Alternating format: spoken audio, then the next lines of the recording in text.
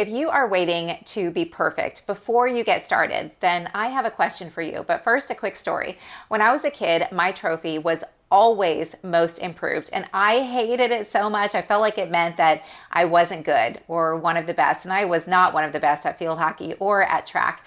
But looking back, I love this trophy because of what it means. It means perseverance, and I encourage you to keep trying as long as you are pursuing something that is meaningful to you.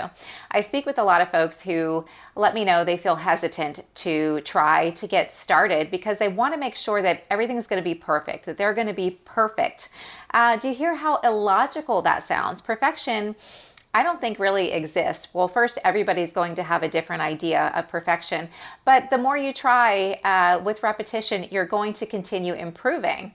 And even with both of my books, I literally edited both of them 10 times before I decided, okay, I'm ready to go. They're finished. And now if I pick one up today and start to read it, again, I'm rewriting it in my head. It could still be better. I heard someone say, and I apologize I don't have her name or I would share it, but she said, done is better than perfect. And this is me saying starting is better than waiting.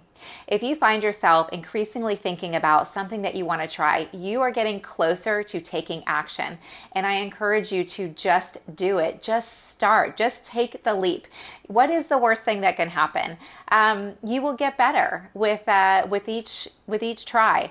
And it's interesting if you think about it. We can feel this way have some hesitation around the tiniest things and the biggest things. I'm kind of weird because I don't hesitate with the huge, really risky things that are meaningful to me, but the little tiny things I'll procrastinate on. Like, for example, I recently got a SodaStream, so I've got sparkling water at home now. So it's new, so I ran out of my CO2 for the first time. And I could have just gone back to Amazon where I ordered the SodaStream to order the refills, but the package came with a little flyer that said you could go to SodaStream, order the refills directly, and just replace them. So you're kind of recycling and it's cheaper.